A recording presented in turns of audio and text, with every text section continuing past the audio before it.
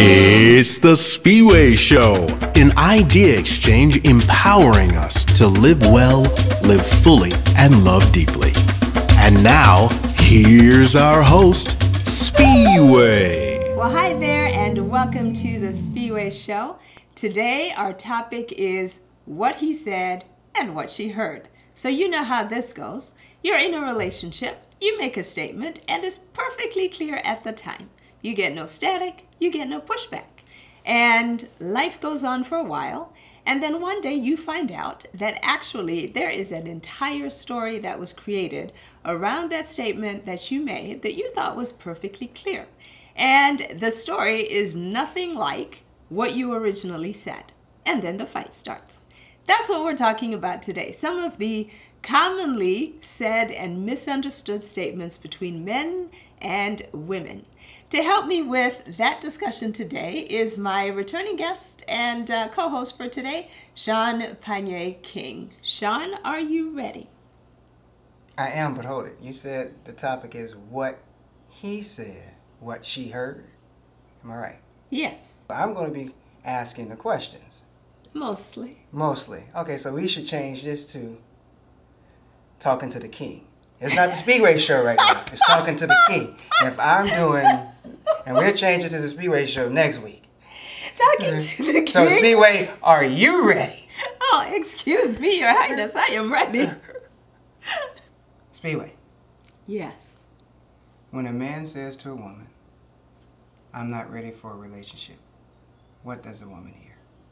She hears, well, after all this time we've been together, I do not want to commit to you just yet. I might be ready 6 months from now, a year from now, but if I was ready for a relationship, I would commit to you. So you just hold on and wait for me, and you hang in there, and one day I will recognize the wonder of the sacrifice that you have made for me. I will see how much you have loved me, and I will say, I have this woman, she is amazing, and I am going to marry you. I am going to get down on my knees, and I'm going to say, oh, my dear, you've been through all the stuff with me, and I can't wait to make you my wife, so I'm going to wait until you're ready for that relationship. That's what I just heard. Wow. That was, I mean, you wrote a novel. I told you, it's a story.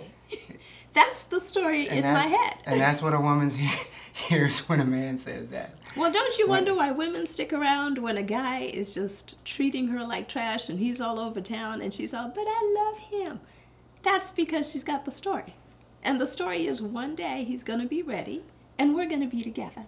You know what? And we're going to keep the story moving right along. And they've been dating and talking, and then all of a sudden he says to her, it's not me. It's me. It's not you. It better be you, because it certainly isn't me. It's not me, it's you. What does a woman hear when he says that? Well, if he says it's not you, it's me, what she hears is excuse, right? So I am looking to move on. I am wanting out of this relationship, and I want out of this relationship so badly.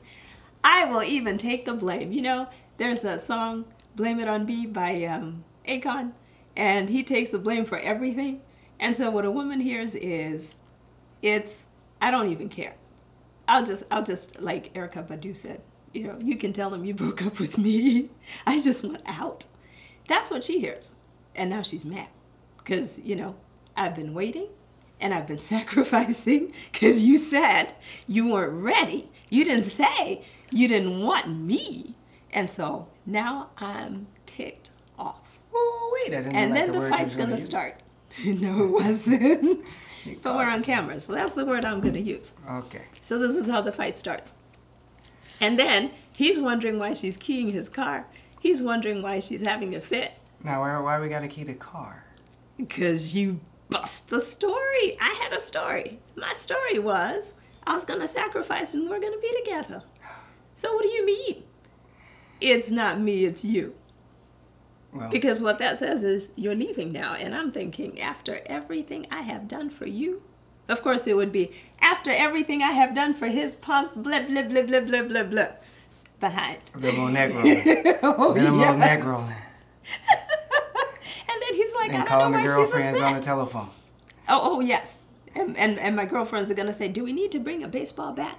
Do I need to bring my keys too? And you know what? This is off topic. Yes. What guys don't know, whenever you meet a woman with a bunch of her friends and you start dating that woman, you're not just dating that woman. You're dating that woman and all her close girlfriends. And her mother. And her sisters. Don't guys have friends? No, guys don't go, hey, guess she's not doing right and she's not cooking, she's not cleaning. You only seen that on Why Did I Get Married, when the woman never cooked for him and she finally cooked for him and he ran in the bathroom and said, she cooked. She cooked. I'm not eating. He was afraid. Okay, so who do you tell? My Lord and Savior, Jesus Christ. I won't mind a secret. Men have, they have pride. Oh, I see. Well, let me help you out with that one, because what does a guy hear when a woman says, Shaun, we need to talk? Wow. See, I don't even know how I want to answer that one, because it's such... It's big. It's frightening. Big. It's frightening because, well, did you ask me that question? We're on the phone or we're in person? Well, let's say we're on the phone. That means it's going to take me a long time to go home tonight. Okay. That's what I'm saying to myself. If we're in person? Not this topic again. Not this same old situation. Well, do you know what's coming? Well, normally, and this is to all the guys out there, if you ever hear that question, be smart about it. Because most guys, they have their testosterone going through their system. They're going to try to challenge a woman at that time. When women ask that question, they've thought about it for a whole day, where you're at work and you know nothing about it. Or they've thought about it for 6 months, and they have come down, they have their pen and paper in hand, they have done their homework, and they come, we need to talk. Yes. Guys, if you ever hear that question, this is your answer. What about? When she gives you the answer, you say, okay, let me come back and talk to you about it. And then you leave and you go do your homework, because you're not ready to have that conversation with that woman. Okay, but if I say we need to talk, I am ready to talk about it now. And then I'm going to ask you to give me that time to go think of it. Because, hey, you're not a coward, man. I'm just telling you. What is it? I'd rather be a live coward than a dead fool. So walk away. If you're in love with this woman, you want it to last, you want it to work out, find out what the topic is, run away, write it down, make sure everything she's asked you in the past, that you get it word by word correct, because they remember it word by word. They might have it written down in a diary. They might have it, since it's computer age now, they might have it on their computer, but they've done their homework. Y'all have done your homework. Oh. You've done your homework. So that question right there, that's a loaded question. So the goal is, when you hear that question, run. The goal is, when you hear that question, ask what the question is. Meaning, we need to talk. What we need to talk about. Because you probably know, right? So if I say we need to talk about the fact that we don't see enough of each other, you probably have heard that before. Yes, it's something that's been going on for a period of time. Mm-hmm. And the guy I think is fine, and he's moved on in his mind, but the woman is not satisfied with the answer. Okay. You give me one. We're going to go back to the 70s on this one, because this word was a word that meant unconditional. And because this is the United States of America, they always mold words and things to mean what they want it to mean. And back in the 70s, I don't know if you know about the Jones Girls. The Jones Girls wrote this song, I just love that man. I don't care what you say. I just love him, I love him, I love him, 'cause he treats me the way that I want to be treated when I need to be needed when it comes to loving me. He's alright. So with that, high school sweethearts was getting married. The woman by the man. This man become wealthy. Then this man go get some eye candy and put on his shoulder. And he comes back to his wife or that woman that's been there, and he says this to the woman: I love you, but I'm not in love with you. What does the woman hear? Oh, heck no. That's what I'm thinking. I'm hearing this is an excuse. I'm hearing, you don't love me. You don't love me at all.